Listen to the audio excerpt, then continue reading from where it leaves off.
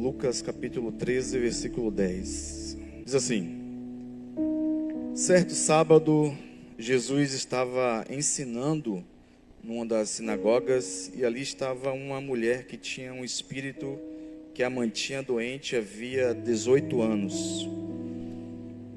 Ela andava encurvada e de forma alguma podia endireitar-se. Ao vê-la, Jesus chamou-a à frente e lhe disse: mulher, você está livre da sua doença. Então lhe impôs as mãos e imediatamente ela se endireitou e passou a louvar a Deus.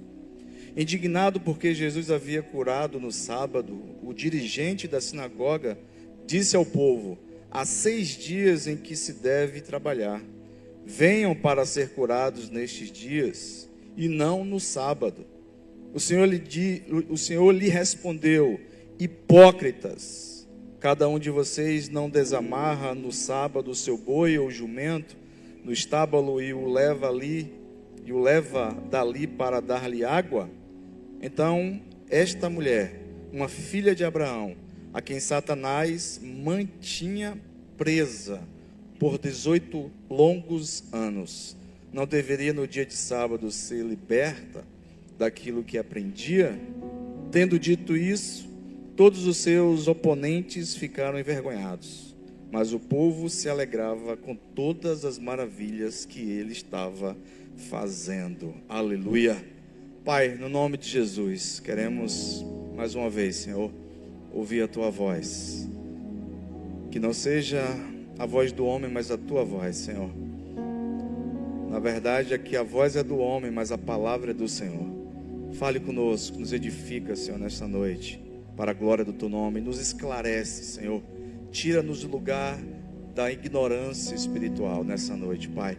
Revela-nos, ó Pai, aquilo que nós nunca entendemos, Senhor, acerca da Tua vontade e do Teu querer nessa noite. Fale conosco, no nome de Jesus. Amém. Aleluia. Queridos, esse episódio mostra e revela um momento em que Jesus, de tantos outros momentos que ele entrava numa sinagoga para ensinar. O texto fala que Jesus estava ensinando. O ministério de Jesus consistia entre ensino, pregação e curas. E Jesus estava ali naquela sinagoga, aonde ele estava ministrando, e o texto fala que havia uma mulher que estava com um espírito que a mantinha doente, já havia 18 anos. Quem relata essa narrativa aqui é o próprio Lucas, que era um médico. Então Lucas, ele dá um diagnóstico que não era de ordem física, um diagnóstico de ordem espiritual. Havia um espírito de enfermidade que estava levando aquela mulher a viver encurvada há cerca de 18 anos. E o texto é muito claro em ressaltar que aquela mulher, ela não conseguia viver plenamente aquilo que Deus tinha para a vida dela. Observe que aquela mulher estava completamente presa. O texto vai dizer que ela estava presa, cativa espiritualmente. Eu quero falar com vocês nessa noite sobre prisão espiritual ou cadeia espiritual. É assim que muitos vivem nos nossos dias. A cadeia espiritual revela o governo das trevas sobre a vida de alguém. Quando uma pessoa está vivendo num cativeiro espiritual, ela está sendo governada pelas trevas, e muitas vezes as pessoas não têm noção dessa realidade, porque aquela mulher, ela achava que era uma doença. Não só aquela mulher, mas todos que viviam à sua volta. Mas quando Jesus está diante daquela mulher, Jesus, ele trouxe uma revelação que aquela mulher estava passando por um momento onde um espírito de enfermidade estava assolando a sua vida por longos 18 anos. A Bíblia fala em Isaías capítulo 61, versículo 1, que Jesus, Deus, Ele veio, ungiu Jesus para libertar os cativos e oprimidos, e pôr em liberdade pessoas que haveriam de estar presas. E é interessante esse texto porque revela o ministério de Jesus, o Messias. Ele é aquele que bota em liberdade os oprimidos e os cativos. Observe que há uma distinção aqui entre oprimido e entre cativo. Jesus estava ali revelando a todos que estavam na sinagoga que ele observa aquilo que muitas vezes nós não conseguimos observar. Jesus olha para aquela mulher, Jesus vê a situação daquela mulher, e aquela mulher estava no lugar certo, na hora certa, porque aonde Jesus está, milagres acontecem, cadeias são quebradas. Deus, na pessoa de Jesus, só Ele consegue romper os grilhões das trevas, porque o Filho do Homem veio libertar aqueles que estão em cadeias. A Bíblia fala que o Filho de Deus se manifestou para desfazer as obras do diabo. Aleluia, glória a Deus. Um espírito maligno aprendeu por 18 anos. E é interessante porque Jesus ele toca na ferida daquela mulher, ao falar o tempo da prisão espiritual que aquela mulher se encontrava. Quando Jesus data aquela prisão, Jesus estava dizendo para aquela mulher: lembra do dia que começou essa prisão? Jesus traz a memória daquela mulher, ativa a memória daquela mulher, porque, queridos, existia uma legalidade espiritual sobre a vida daquela mulher que estava assolando aquela mulher, e Jesus ele revela isso de forma muito poderosa, quando ele fala: existe um problema aqui e esse problema precisa ser resolvido. Obviamente que Jesus só basta somente uma palavra, Jesus tem autoridade, e detalhe, Jesus não expulsava em nome de outro, porque ele mesmo tinha e tem autoridade, basta só ele dizer. Mas nós, quando nós ministramos sobre a vida de alguém, nós recebemos a autoridade desse Jesus que libertou essa mulher. É por isso que todas as vezes que nós iremos ministrar, ou que vamos ministrar sobre a vida de alguém, nós dizemos: em nome de Jesus, seja curado, seja liberto, seja sarado, anda, veja, porque o nome de Jesus tem poder. Aleluia. O Evangelho de Mateus capítulo 28, versículo 18 diz que Jesus, ele ressuscitou e ele tem todo o poder nos céus e na terra, e ele delegou esse poder a mim e a você, que somos igreja do Senhor. Esse milagre só aconteceu porque aquela mulher estava no lugar certo, na presença de Jesus. Aonde a presença de Jesus está, milagres poderosos e cadeias das trevas podem ser rompidas na minha vida e na sua vida, meu irmão. Aleluia, você está no lugar certo. Aquela mulher estava no lugar certo. E detalhe, Jesus ele vê de uma forma diferente, porque a gente olha o que está diante dos olhos, ou seja, nós olhamos a aparência, mas Jesus vê além da aparência. Jesus observa o que está dentro de nós, as desordens muitas vezes que estão acontecendo dentro da nossa alma, porque aquela mulher estava sofrendo por um problema que deu legalidade para aquele espírito maligno governar a vida daquela mulher, encurvar a vida daquela mulher. E quantas pessoas vivem como aquela mulher, encurvada, sem perspectiva de vida espiritual, travada em tudo aquilo que faz e vive, não consegue romper na área financeira, não consegue romper na área emocional, não consegue viver um relacionamento, não consegue destravar em várias áreas da vida, porque há um sintoma. Se é algo crônico que você está vivendo, isso é um sintoma de uma prisão espiritual. Aleluia.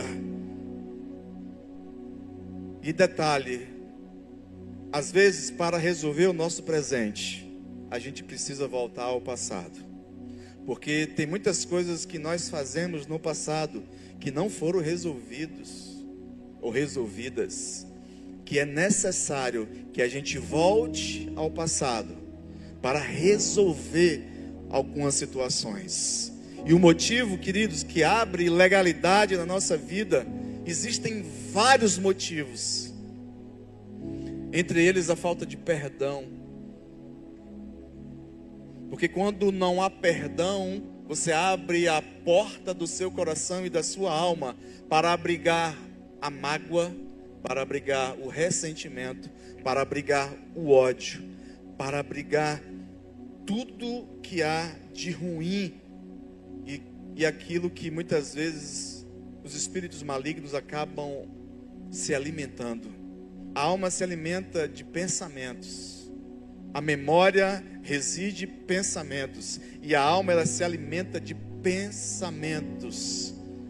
O que é que você tem pensado? O que é que você tem colocado diante dos seus olhos? O que é que tem nutrido e alimentado os seus pensamentos? Muitas vezes um problema que nós passamos, uma ferida emocional, um trauma que muitas vezes é aberto por conta de situações e experiência. Experiência, queridos, diz respeito a tudo que a gente ouviu, viu e sentiu. E isso abre portas no mundo espiritual para demônios agirem em nossa vida.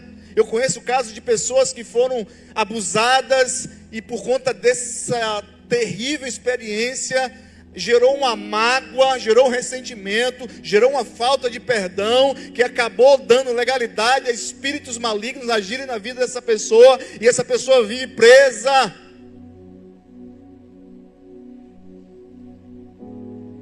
E não consegue perdoar. Mas eu quero te dizer nessa noite que perdão não é um sentimento, perdão é um mandamento. Perdão é uma atitude. Perdão é uma atitude. Eu já disse aqui e volto a dizer, queridos, Deus ama-nos de forma incondicional. Deus é o Deus que nos ama de uma forma incondicional. Mas entenda, o perdão de Deus não é um perdão incondicional. O perdão de Deus é condicional. Mateus 6, 14, 15. Se perdoardes aos outros as suas ofensas, eu perdoarei as vossas ofensas. Isso é muito sério, muito grave, porque tem pessoas como essa mulher. Gente, essa mulher era filha de Abraão, ou seja, a filha da fé, era uma crente. Jesus disse, essa mulher era filha de Abraão. Não poderia eu soltar essa filha de Abraão? Versículo 16, a quem Satanás mantinha presa por 18 longos anos. Essa mulher era crente.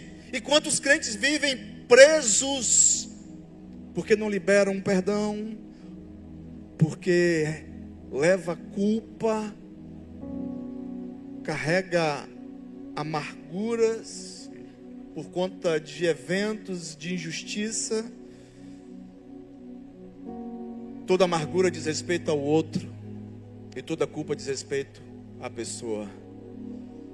Tem gente que se culpa, e toda culpa traz peso, toda culpa abre portas para que o demônio coloque jugo, um jugo pesado sobre a sua vida.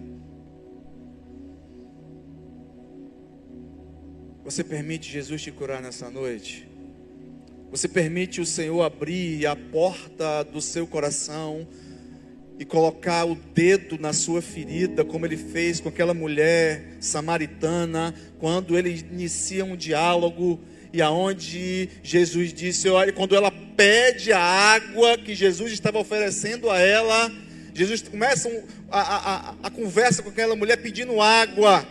Jesus começa a conversar com ela, até que ela entendesse que aquilo que Jesus queria dar a ela não era água natural, era uma água sobrenatural. Não era uma água que ela beberia e teria sede. Não, Jesus disse: mulher, se você beber desta água, você tornará a ter sede. Mas se você beber da água que eu te der, você vai beber dessa água e você vai se tornar uma fonte a jorrar para a vida eterna. A água que eu dou a você, mulher, é uma água diferente. Não é uma água natural, é uma água sobrenatural.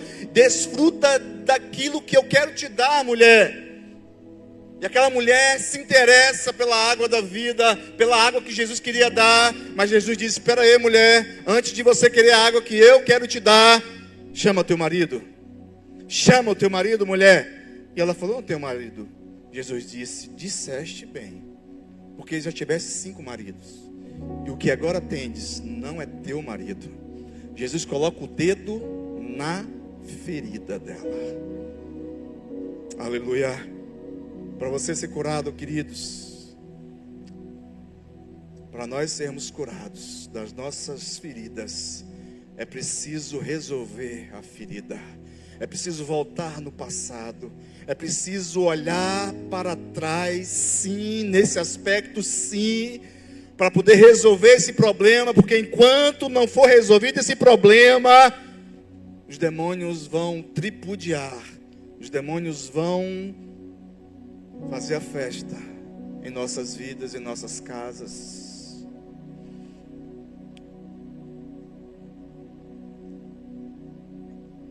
Essa mensagem é uma mensagem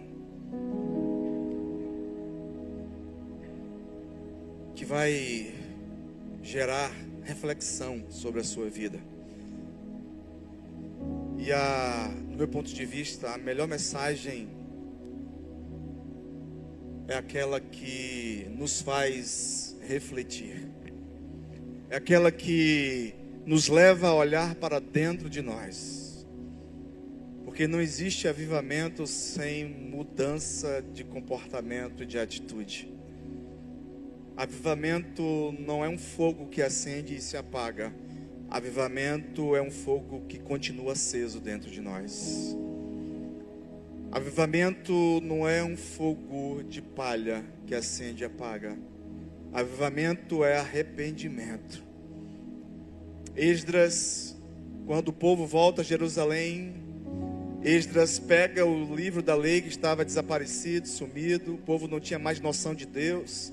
Esdras começa a ler desde o amanhecer do dia até o anoitecer. E o povo chora, aleluia, na presença de Deus. Porque a palavra de Deus produz arrependimento. E consequência do arrependimento é o avivamento. Jesus fala: mulher, há 18 anos você estava presa. Jesus dá dor. Jesus pedindo para João escrever à igreja de Éfeso, capítulo 2 do Apocalipse, versículo 5. Ele fala: lembra-te, pois, de onde caístes, e arrepende-te, porque senão eu vou riscar o teu nome. Lembra-te, pois, de onde caístes. Isso quer dizer que pecado tem nome. A gente peca no varejo, né? No atacado, né? E se arrepende no varejo, é isso mesmo? Ou é o contrário? O problema é que a gente peca muito, mas na hora de pedir perdão a gente pede pouco. Pecado tem nome, queridos. E é preciso colocar os pecados diante da cruz de Cristo, para que a gente possa receber o favor da cruz. Na cruz há reconciliação, há perdão, há restituição, mas também há humilhação. A gente precisa reconhecer aquilo que gera uma mudança dentro de nós. Aleluia, aleluia. 18 anos a mulher estava sendo questionada porque existia um problema que estava aprisionando aquela mulher. O que é que tem aprisionado você? O que é que tem impedido você de romper, de avançar? Qual a área da sua vida que você vive estéril? O que é que você tem vivido que você não consegue romper? Isso pode ser um sintoma de uma cadeia espiritual. Isso pode ser um sintoma de uma maldição que vem por conta de um pecado. E detalhe, pecado é pessoal, mas também é geracional.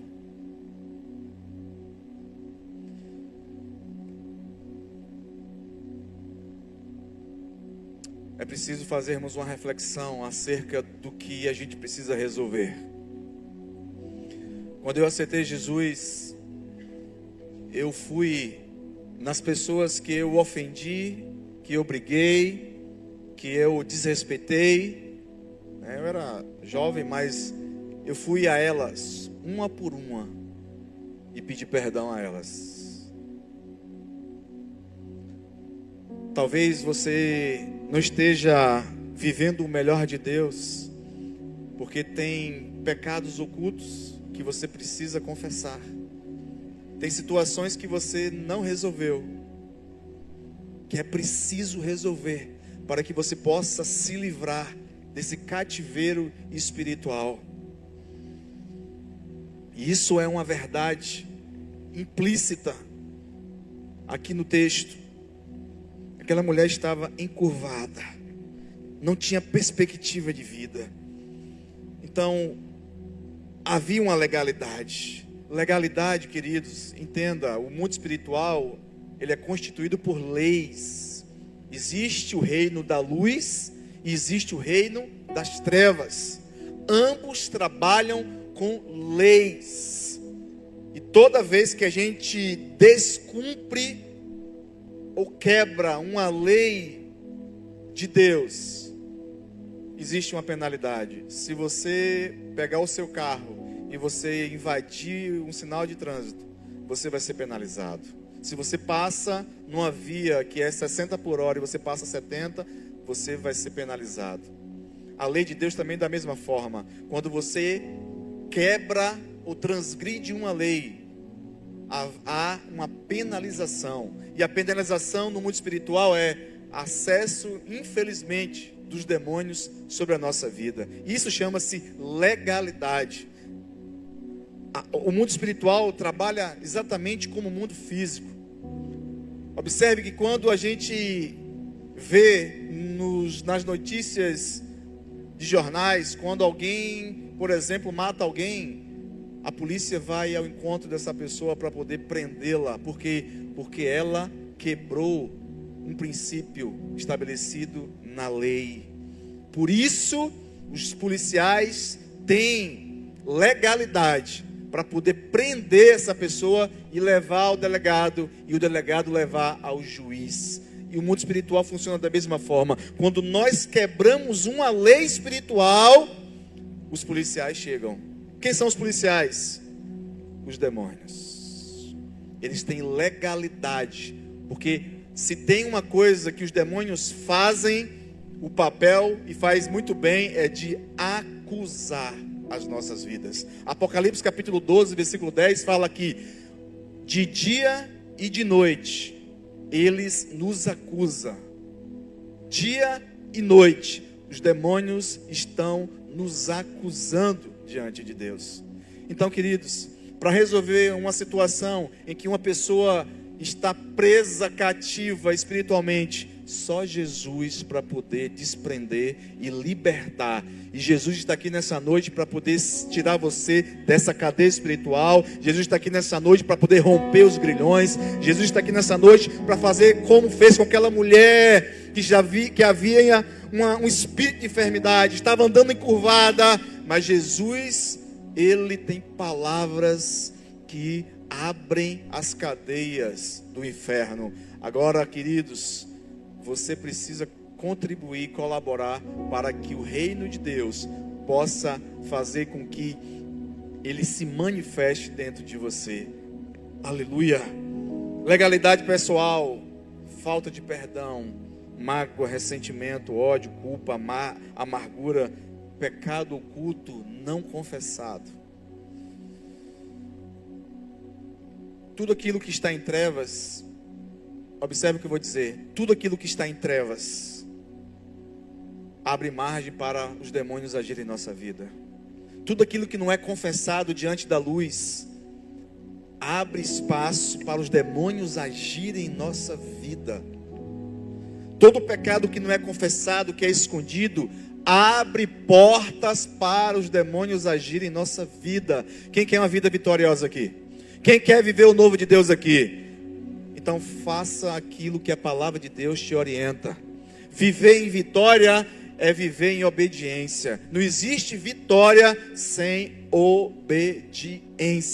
Viver uma vida em desobediência e querer vitória é contraditório ao Evangelho.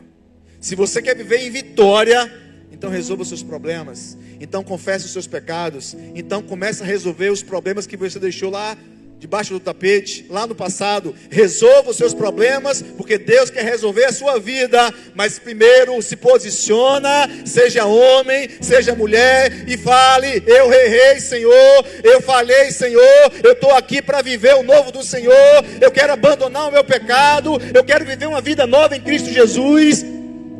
É preciso você tomar o caminho de volta, como fez o filho pródigo. É preciso você voltar à casa do Pai. A casa do Pai é a presença de Deus. E na presença de Deus, queridos, tudo aquilo que está oculto vai ser revelado. Na presença de Deus não existe trevas. A Bíblia fala que não há nada oculto que não haja de ser revelado. Se você quer viver uma vida abundante em Cristo Jesus, sem acusação das trevas, porque é isso que Satanás faz, ele nos acusa de dia e de noite. Foi isso que ele fez com Jó. A tese de Satanás é: Jó te adora a Deus, te serve Deus, porque o Senhor enriqueceu a ele, simplesmente. Então é fácil te servir quando tudo vai bem. Essa foi a tese de Satanás. Mas Deus falou: olha, toca nele, agora menos na vida. Na vida não, toca em tudo dele, menos na vida. A vida você não vai tocar. E ali é uma mistura de tentação com provação. A tentação é para extrair o pior de você, e a provação é para extrair o melhor de você. A tentação tem como fonte Satanás, a provação tem como fonte Deus. Então Deus permite a tentação do diabo, mas atrelado a isso, Deus estava provando também a vida de Jó. Mas a natureza de Satanás, além de ser o tentador, é também o acusador. Aleluia. Se nós estivéssemos no trono, diante do trono de Deus nessa noite, Satanás teria alguma ocasião para nos acusar nessa noite? Se nós estivéssemos diante do trono de Deus nessa noite, ele acharia a ocasião para nos acusar nessa noite? Acharia a ocasião para colocar aquele dedo dele?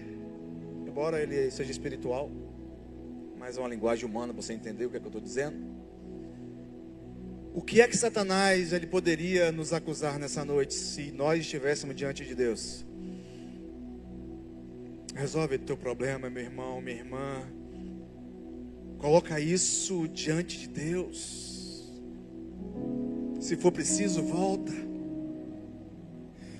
Aleluia. Como Jesus falou para a igreja de Éfeso: volta aos dias do primeiro amor, Éfeso.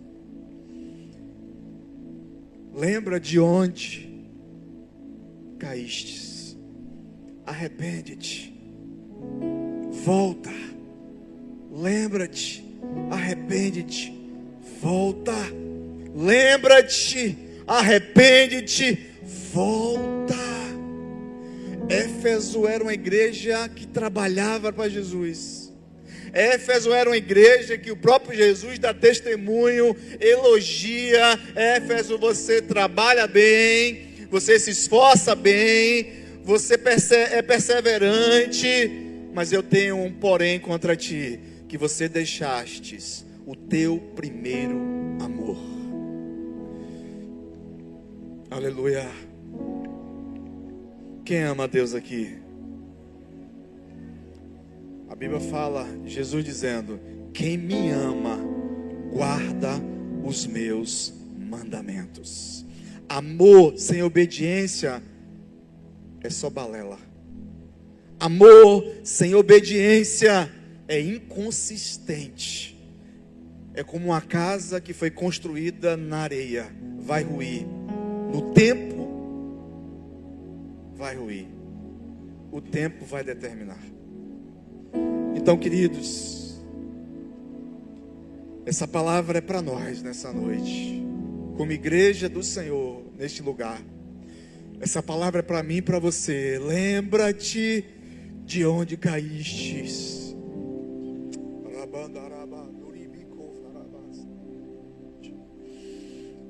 Faz uma retrospectiva aí, olha aí o que foi que você escondeu debaixo do tapete. Porque o diabo está te acusando diante de Deus. Essa mensagem é uma mensagem dura, confrontadora, mas ela pode mudar a tua vida hoje. Quem quer mudar, a oportunidade que Deus está dando para mim e para você nessa noite é hoje. Quem quer viver uma vida nova em Cristo, fora dos oba-obas da vida, é nessa noite que o Espírito Santo de Deus está nos compungindo a viver uma vida nova nele, a voltar aos dias do primeiro amor, a retomar o caminho que nós deixamos, coisas lá no passado que não foram resolvidas. Assim foi a vida de Jacó, conhecido como enganador. Ele engana seu irmão e vai para a casa do seu tio Jetro. Passa 20 anos sendo enganado pelo seu tio. Ele engana seu irmão e Deus o leva lá para a casa do seu tio Labão. E o Labão começa a enganar ele. Porque quem engana é enganado. Quem perdoa é perdoado. Quem ama é amado. Eu creio que na vida de algumas pessoas aqui, Deus vai fazer como fez na vida de Jacó. Havia uma promessa sobre a vida de Jacó. Deus é o Deus de aliança. Deus é o Deus de gerações. Eu sou o Deus de Abraão, eu sou o Deus de Isaac, eu sou o Deus de Jacó. Deus está dizendo, eu sou o Deus de gerações. Eu fiz uma promessa para o meu servo Abraão.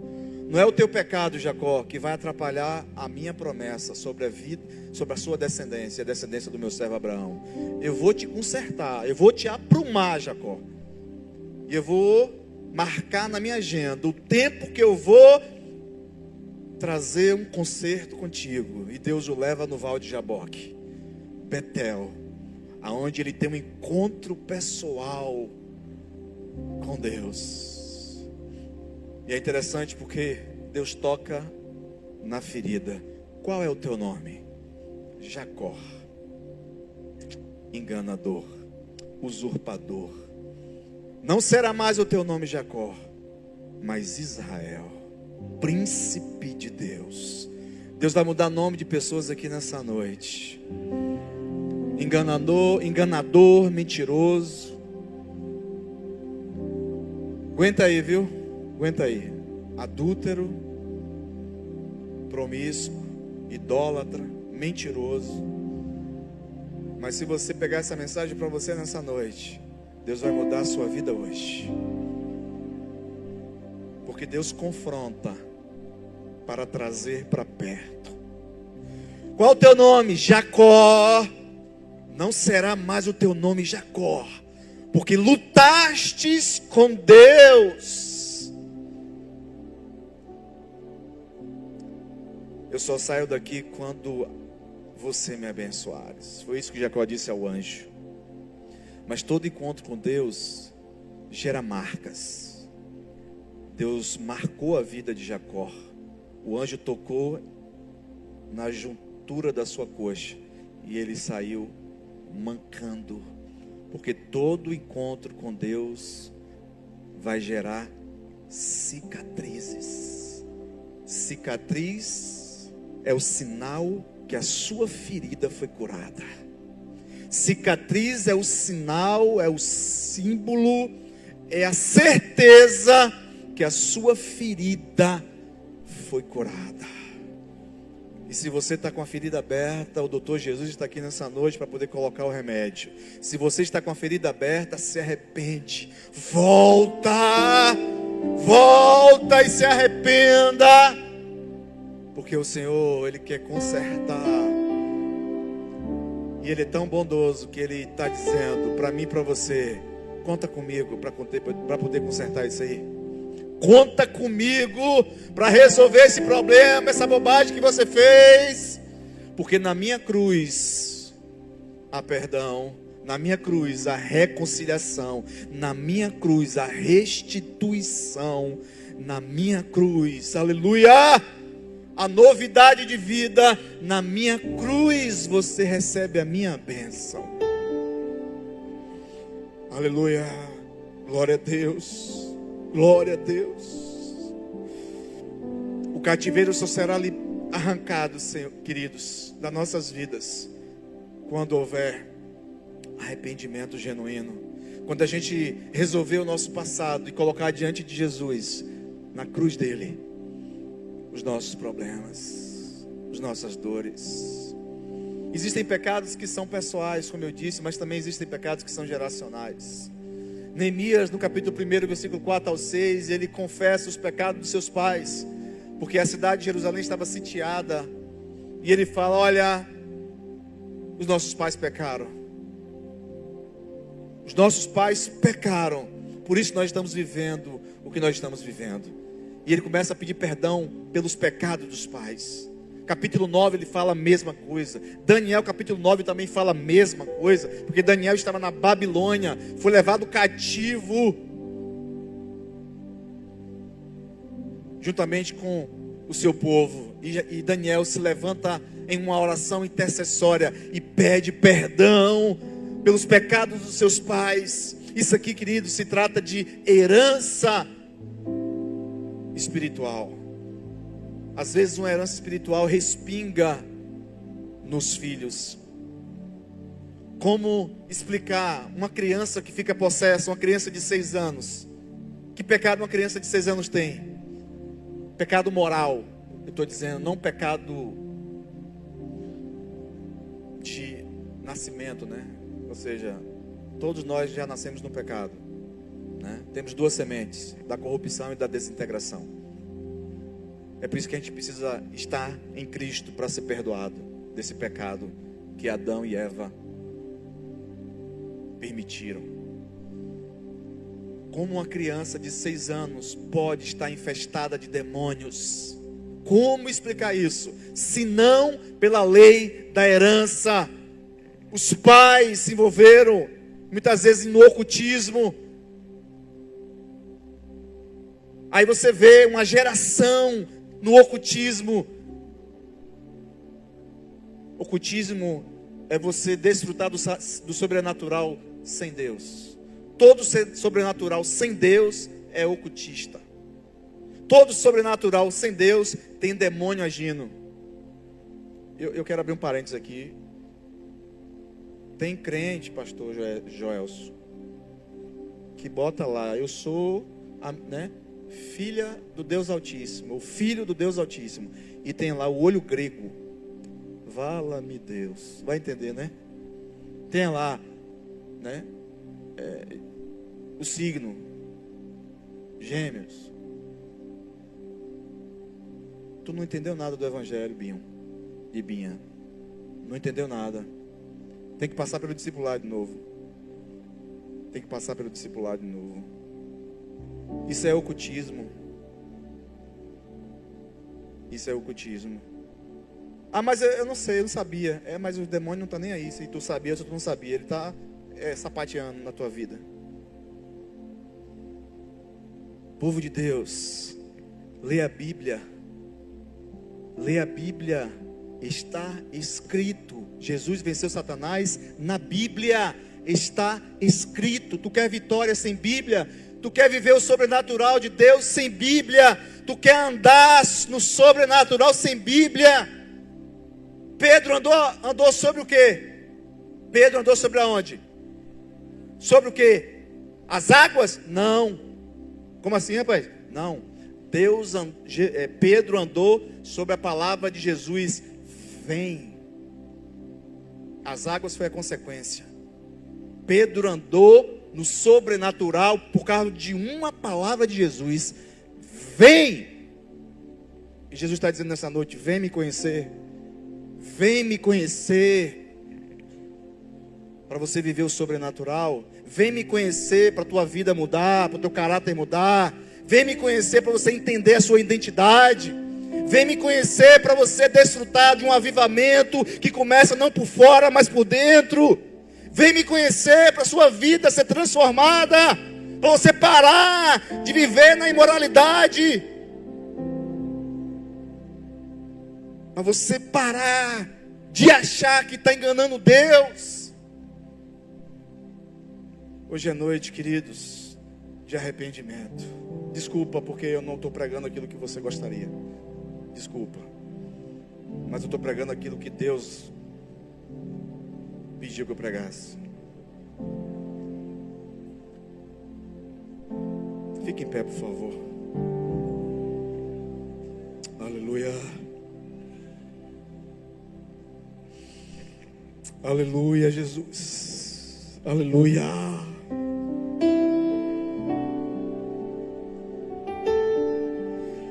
Lembra depois de onde caíste e arrepende-te e volta a praticar as primeiras obras. Eu queria que você orasse aos céus nessa noite. É você e o Senhor. Vê se há em você algum caminho mau, como Davi disse: Senhor, vê se há em mim algum caminho mau. Vê se tem algum pecado aí oculto. Vê se há aí alguma coisa que você não confessou e que as trevas estão te acusando diante de Deus. Vê aí, fala com Ele. Jesus, Ele está aqui. Ele quer te levantar, como levantou aquela mulher encurvada. Ele quer fazer com que você olhe o sol da justiça. Ele quer salvar você nessa noite, você que vive desprotegido, porque todo aquele que vive fora da aliança vive desprotegido e dá legalidade para as trevas agirem na sua vida. Todo aquele que vive fora da aliança vive desprotegido. Ah, mas eu sou crente, como a mulher encurvada que estava presa há 18 anos. Porque o que te prende é o pecado. O pecado te prende. O pecado te escraviza. O pecado tem um poder destrutivo. Mas quando você vem para a aliança com Deus, você está debaixo da proteção do alto. Se você está aqui nessa noite, você entendeu essa mensagem e você quer sair deste lugar de desproteção espiritual e vir aqui à frente, entregando a sua vida e fazendo uma aliança com o Senhor Jesus, saia do seu lugar. Eu quero orar por você nessa noite. Você que entendeu que não quer andar mais desprotegido, desprotegida, e você quer fazer uma aliança com Jesus, vem aqui à frente. Você que quer se reconciliar com Jesus, vem aqui à frente. Ele quer mudar a tua vida. Ele quer quebrar todo o cativeiro espiritual que está governando a sua vida. O Espírito Santo de Deus, Ele está falando contigo nessa noite, desde o início. Desde o início Ele está dizendo para você: volta, volta, lembra-te de onde caíste e volta.